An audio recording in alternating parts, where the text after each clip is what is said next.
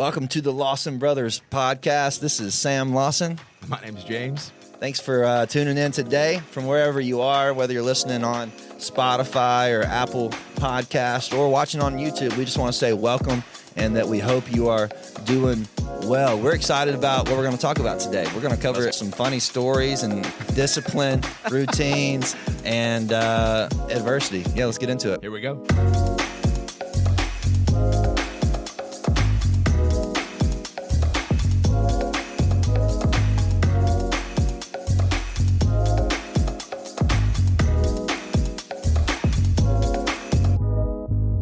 Hey, welcome to the Lawson Brothers podcast. I'm Sam Lawson.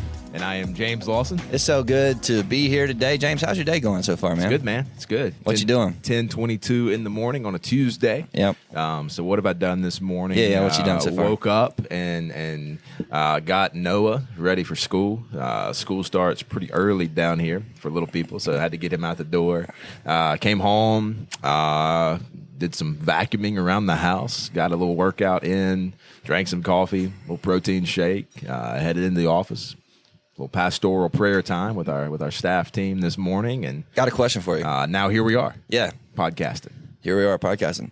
Do you have a morning routine? I think I just described it to you. That's like the routine. I don't know that I would have said I did, but I think I just described the morning routine. Is it to the detail? I mean, that's pretty much like I'm not a. I was about to say I'm not a disciplined person, but I'm not like a structured schedule person. Not a structured schedule person. Okay. I like to think that I do have disciplines that are a part of my life and that are important, but in terms of like, I've got my schedule mapped out to the minute. I don't. Yeah. So I know this, but maybe the listeners don't know this about you. So maybe open that up a little bit. We're just jumping right in. I like the thought. Jumping right in. Yeah, jump in. Wow. I had a roommate in college. Yeah. And I love Michael Harp so much. Oh yeah. But when we were in college, Michael got on this like super disciplined kick, and he to this day, as far as I know, is still this way. But he was like mapping out his days like by the minute, by the hour. Okay, and it was phenomenal. It was phenomenal, and for him, it was like gold standard. It was the best. It worked really well. That's what he needed. Yeah. And for me, I tried that for like an hour.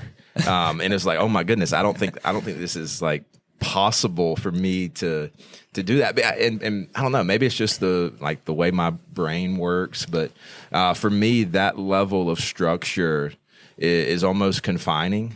And so for me, like I like the ability to like change up the routine. Okay. I think that somehow for me inspires me, gives me space to create, think, dream. Okay.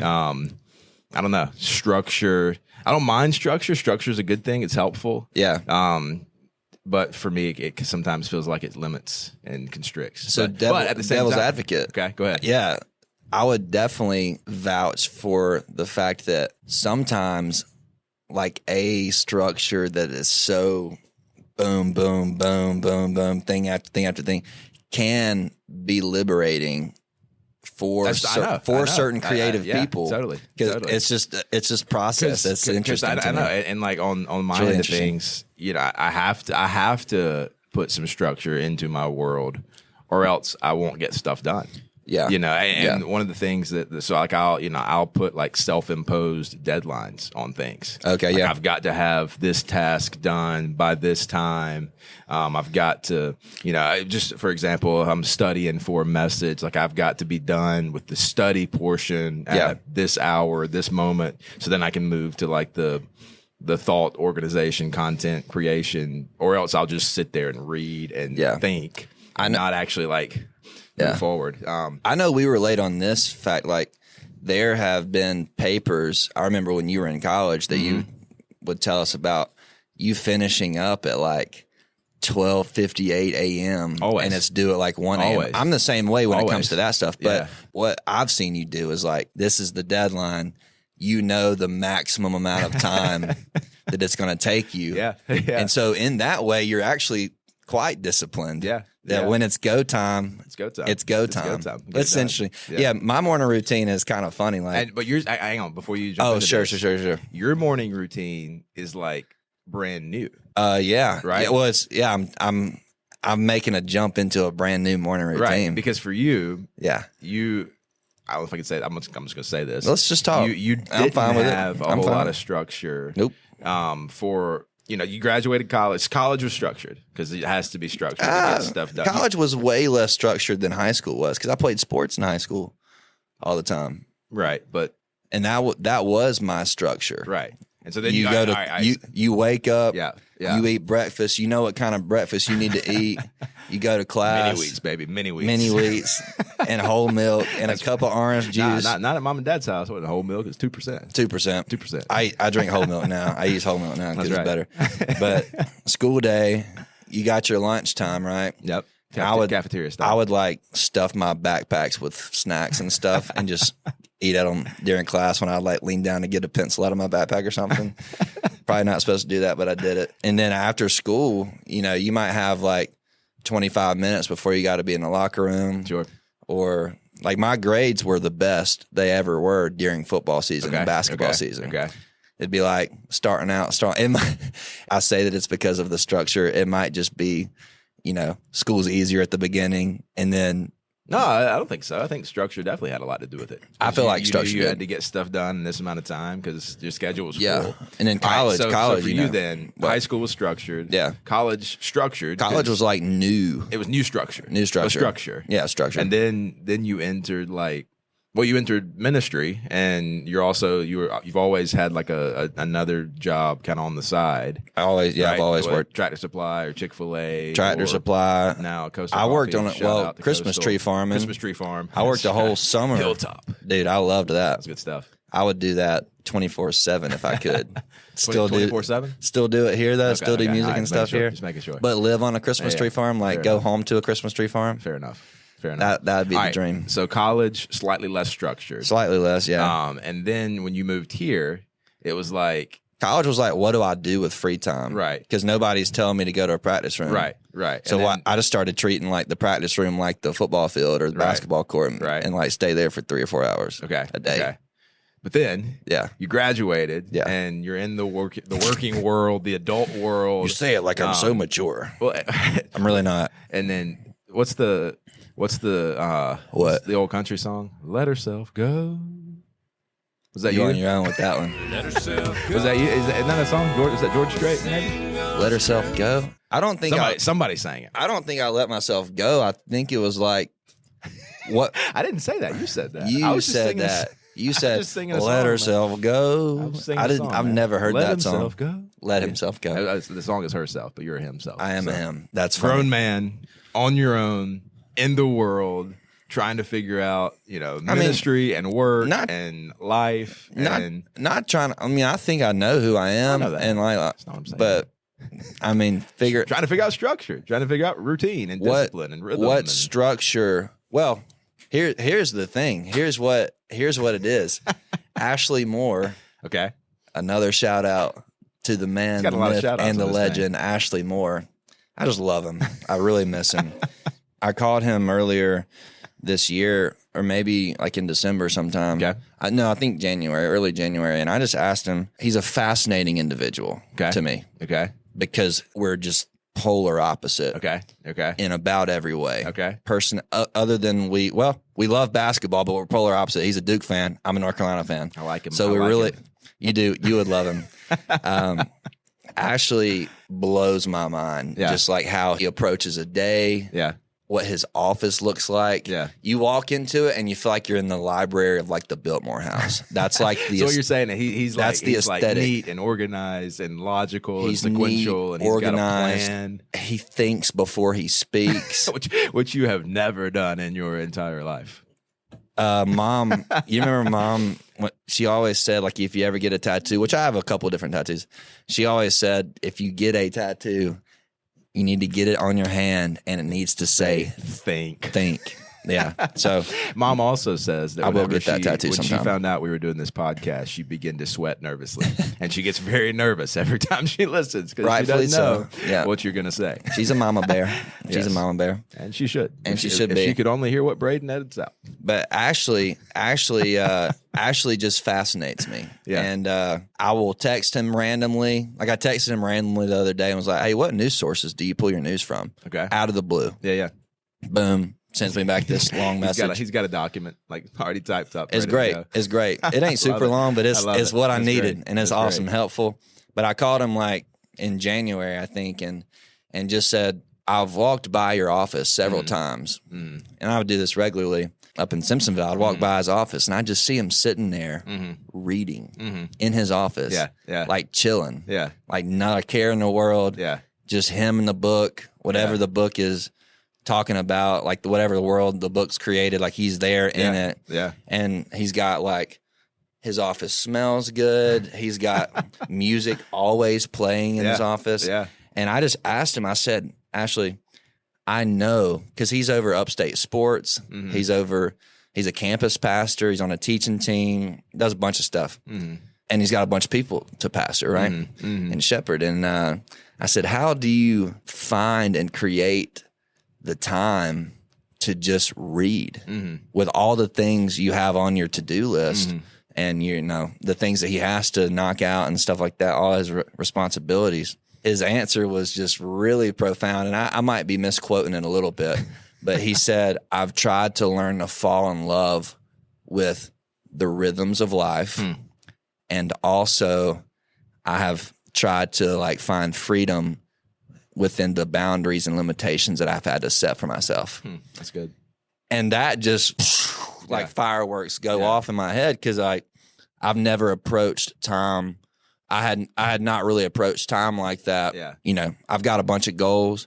I've got a bunch of things that I love to do, things that I want to like accomplish, and things like all of us do. Sure. Hopefully. But it's just great food for thought for me with, okay, you know, you're working couple jobs, you got like different people that you're hanging out with and you want to get to know. You want to also pour out 100% into what you're doing. Sure.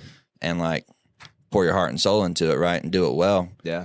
That thought process just kind of helps you. I love that though. The idea it. that life has a rhythm. Thanks for taking this over. Yeah. Life has a rhythm, and there are times and seasons, and everybody's got responsibilities, and the question is, you know, yes, what are the goals? What's the big picture? But then to distill that down and say, okay, what's the plan? Yeah. Right. Everybody can make goals, but now let's make a plan to say, hey, how do we get there? And I love that. Like for some people, you know, that looks like daily saying from 8 to 9, I'm doing this. From 10 to 12, I'm doing this. And you know, like really structuring that. For me, it's a little bit different. For me, it's like Mondays are follow up from Sunday, staff meeting days. Yeah. Future service planning. Tuesday is study for youth ministry. Wednesday is kind of contact people that I need to talk to and prep for Wednesday night. Thursday is like sermon planning for the following Sunday. So it's like I've got general ideas, but that's not structure. necessarily distilling it down to hour by hour how that's going to look. But circle back to the morning routine question. Yeah. So for you, I actually have a question for you in a minute. Okay. So remember to ask me that. You have a question for me after. So just give us really quickly your new morning routine, where you're starting your day in a minute and a half. All right. How do you start your day? How do I start my day? So in order to start my day well, I have to intentionally lean into the plan. rhythms, make the plans, maximize the day, move toward the goals. How do you start your day? My morning routine starts the night before. Yeah, you got to already make the choice for the next morning, the night before. That's good. That's so good. a lot goes into that. What's the old preacher saying? Sunday morning church is a Saturday night decision. Hey, I like that. I don't know where that preacher voice came from right there. But I think you should pull more out, man. Pull it out. Come to Pinewood on Sunday. I'm going to talk like that the whole sermon. Morning church. Morning church. It's a congregation All right, go, of believers in the great mighty hand of God. That didn't even make sense. All right, believers in the mighty hand. Sing, Sam, sing. Sinners in the hands of Andy Grott. Braden, what's the line that you That's get? Jonathan Edwards. Sing, clown. Sing, clown. Sing a song, Sing a song, clown. Morning routine, Sam. What's your morning routine? Yeah, it starts the night before. I lay out my clothes for work the night before. I wake up the next morning at 4:30.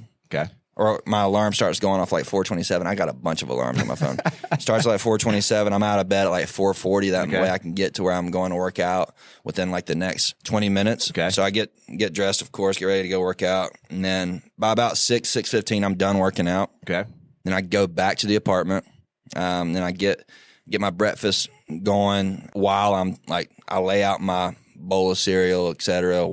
Before I go get a shower, go get ready, go eat, do a quiet time. Yeah. Start the morning with a quiet time. John Adams, his advice. Ashley Moore, his advice. You can't expect to pour out during the day if you haven't filled up beforehand. Yeah, that's good. And that's their words and my application and stuff. And so that's just helped me. Yeah. Food for thought, right? Yeah. No, I love that. Dude, Tara recently has started getting up like at 6 a.m., which is not 4:40 a.m., but it's still, 6 a.m. is early. Yeah. And she has started her day in scripture I every day for as long as for the last little bit. It's awesome. It's been a game changer. I'm not naturally a morning person, so that's something I'm trying to work on because of what exactly you just said. How you start matters. Well, I pulled it from your message. You said it. You preached it from the pulpit like earlier this year in the news series. You said you basically I'm gonna bring it to terms that we can understand. Sure. You'd be dumb to think that you're gonna like walk through life with a good plan if you don't make it on the front end. Yeah. Like if you got a goal. And just to clarify, I did not say it like that. You didn't say it like that. But one might apply it in this way. If you got a goal but you don't make a plan, hey, it ain't anybody's fault but yours. Yeah. You got to start well. And so the thought process is I really love taking my time. Mm-hmm. I love walking slow. I love thinking slowly. My friends from Boise State regularly make fun of me like year after year for how slow I walk. And I'm like, look, there ain't a whole lot of stuff in this world that I can control. Yeah. How fast I walk is one of them. So I got to make, I'm going to walk slow, but I'm going to leave early enough. This is that preparation thing, bro. Okay. If you leave early enough, if you make a decision early enough, Craig Rochelle says, make decisions now so that you don't have to make decisions later. Make decisions that make decisions. That's good. I think Craig said that. Somebody said that. Maybe. Judith Smith definitely didn't say that. I think Craig Rochelle said that. Maybe. I like that. That's good. Make decisions now that make decisions for you in the future. Yeah, that's helpful. It's pretty solid. Helpful. Yeah. So anyway, I'm trying to think like, hang on before you ask me your question. I'm thinking application wise for people listening today. Go for it. As you're thinking about your life, as you're evaluating where you are, what are the things you like about where you're at in life? What are the things you wish were different? What are the things you would change? And then, when it comes to this conversation of discipline and planning, what's it going to take? Let's backtrack. Hang on. Let me finish my thought. Okay, sorry. What's it going to take for you to get where you want to go? If you don't like where you are and you have a goal in mind, what's the discipline that it's going to take? What's the process that it's going to take to get you where you want to go? I think sometimes just sitting down and asking that question can be really clarifying. Because it's like, well, for me, one of the things for me in my life right now, I'm trying to eat less dessert. I feel better when I eat less dessert. I sleep better. My mind is clearer.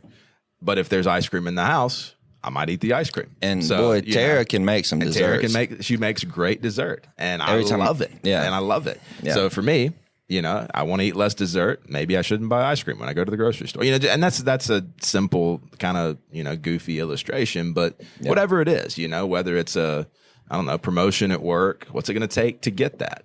It's going to start with doing what you're doing now with excellence and integrity to the best of your ability, above and beyond expectations. Just simple things like that. So you had a question? I wouldn't know. Well, I was just going to say too, like, let's put a filter on all of those things that you just said. Filter it. Which was great. You got two options, I think, when making any decision is like, okay, what filter am I putting this through? What do you mean? Explain that. Okay. Coffee filter. As believers, we get the chance to either filter our thinking and our decisions through the Word of God. Gotcha. I'm following you. Or not the Word of God. Okay. I mean, it's that clear. Yeah. And so your desires, your wants, your goals, your work ethic, your expectations for stuff, you know, your why. Let's just sum it all up and say, there you go. I like your that. why. Why am I working hard? Well, Scripture lays it out for me to. Why am I trying to better my ability to serve in whatever occupation I work in? Yeah. In the business office, behind a desk, on a... So what...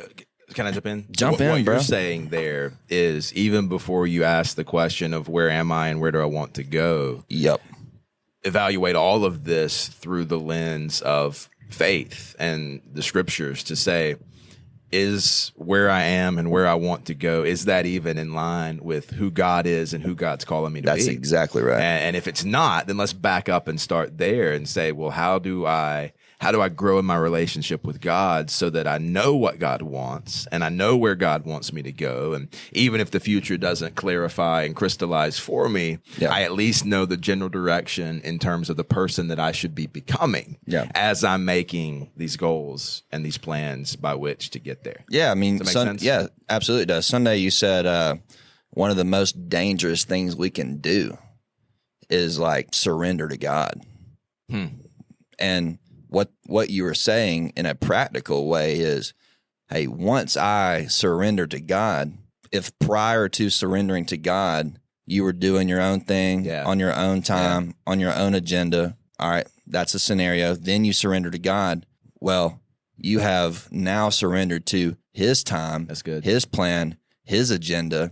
And then after you surrender, talk about shipwrecks and storms and trials. Yeah. Once you start following Jesus and things start turning around in your life and you're like, oh man, now I got a new wave of thinking. Yeah. My job, I just got fired from it, or I just got released, or, you know, maybe I don't love this like I thought I did. Yeah. God might start turning your mind in some different directions and you feel like your world's flipping over, but no, it's really just the practical result of surrendering to God. That's what I felt like in my life. Like, I had this agenda, I had this plan, I had these thoughts and where I thought I was going to be at 23. Yeah.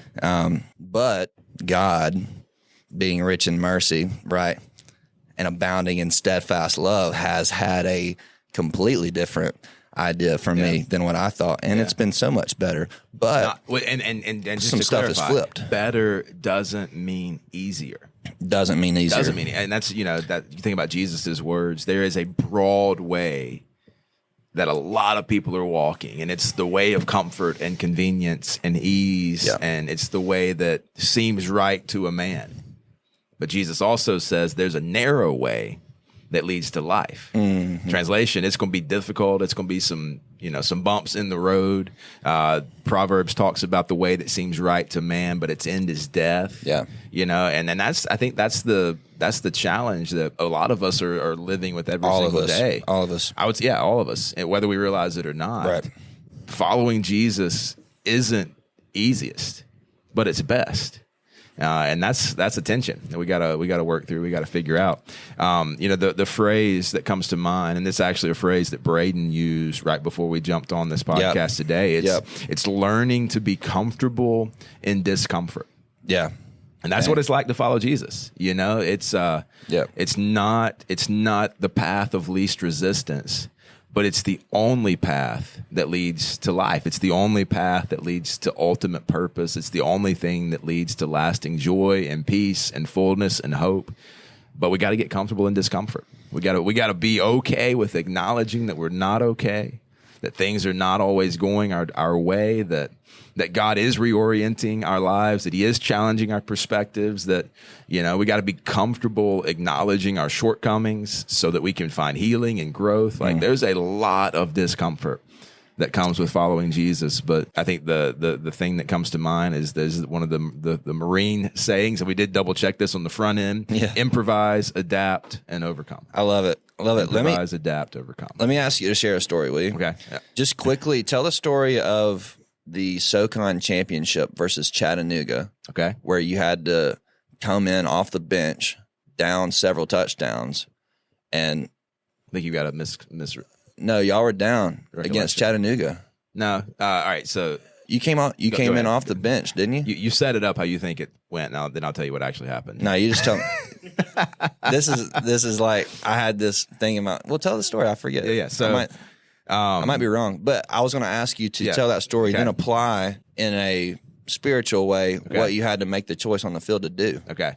You know what I'm talking about? Yeah. No, I know. There was adversity there. Yeah, totally.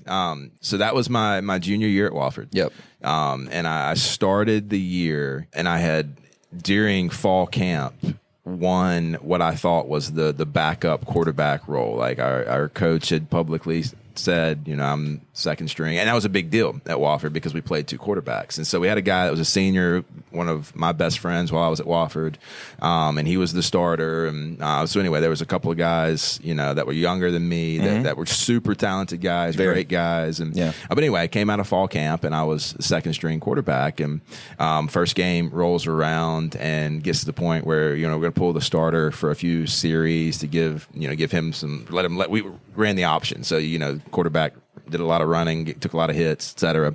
Anyway, second string quarterback, comes time to go in the game, and they call for the guy who was third string at that time. And so here I am on the sideline, like, hey, we're going to put the second guy in, and then it's this guy, get ready. And I was like, wait a minute. I thought I was the second string guy. And I was like, well, maybe they just forgot about me for this game. And then the same thing happened the next game and the next game. And it quickly became clear that I was not the second string guy at all. Fast forward, had a couple of injuries. Starter got hurt. The second string guy who was clearly the second string guy. This is the SoCon championship. I'm getting there. Okay, getting there. He got hurt against App State in Boone. I remember that. Yeah. So then we have the starting quarterback is banged up. Second string guy's out with a knee injury. At this point in time, I am the second string guy, I think. We go to Samford, and whether they like it or not, you're the second string guy. starting quarterback gets knocked out against Samford. So I come in and played. We should have won that game. We didn't. Anyway, got to play. That was a tough game. I forgot about that. Had a chance to. When I missed a touchdown pass that should have gone, we dropped a couple of passes. Yeah, there were some drops. Missed a field goal. Yeah, we had a chance that should have won. Shot ourselves in the foot. I ended up at Southern Conference championship game, and the game plan, we didn't know who was going to play, but I ended up starting the Southern Conference championship game after being the sixth string quarterback at Wofford my freshman year. All the the adversity, the work from that position to a place where I was even going to have a chance to play. Yeah. You climbed and worked hard. To thinking I was going to be a second string guy, to not being a second string guy, to now here I am, Southern Conference game starts, and I get on the field before the game, Coach Lang walks by and says, hey, you're going first. So the game plan was I was going to play the first quarter. Then we're going to bring another guy in to play at the second quarter. Really? Okay. And then depending on how it was going at that point in time, we're going to make a decision. Well, second drive of the second quarter, they looked at me and like, you're back in. And, so Chat was good that year. Had had a great defense, a great quarterback, a great team. And it was a tight game, back and forth. I think it was, so we went into overtime. You threw a long touchdown down the sideline. That was a different game. That was a different game? Different game. I didn't throw a touchdown against Chad. We didn't throw the ball a whole lot that game. I think I ended up 5 of 7 or something passing that game. It wasn't. Didn't throw the balls to Michael. Michael Harp caught a few. Yeah, third down conversion. A couple tight end pop passes, and but anyway, it comes down to an overtime game. Yeah. And we had the ball. It was 3rd and 7 from the 9 or 10 yard line. So I had a chance to get a first down, and we ran, it was like a 40-47 triple option to the left, essentially, is that terminology. But we had a fullback that was phenomenal. We faked it to him, probably should have given it to him, but saw a chance to pull it and make a play, and we did, and got a first down. And the next play, he walks in, we win the game. Yeah. 17-13 or 16-13. You know, place goes nuts. yeah. And it was wild. It was electric. It was awesome. I'll say it from the fans' perspective. It was electric. Yeah. It was crazy. Yeah. But here's the spiritual application. The choices, the adversity you get to it. So, we're talking about comfort and discomfort. Yeah. There were a lot of moments along those 3 years at Wofford where I wanted to walk away. A lot of moments where I thought, it was time to hang it up. Wasn't going like I thought it should go. And man, I was putting in the work, putting in the effort, putting in the discipline, not seeing the results that I thought I should see. Yeah. But you never know. And I think that's the application. You never know when the fruit is going to come. And so the spiritual application to me is what Paul writes in Galatians: don't grow weary in doing good, for in due time you'll reap if you don't give up. And sometimes that's it. Like, just don't give up. Yep. You're trying to get somewhere. You're trying to follow God, trying to grow in your faith. Just don't give up. So many people give up right before they get there, So there's the challenge. Keep your faith. Keep pursuing Christ. Stay in the Word. Keep pursuing God in prayer. Yeah.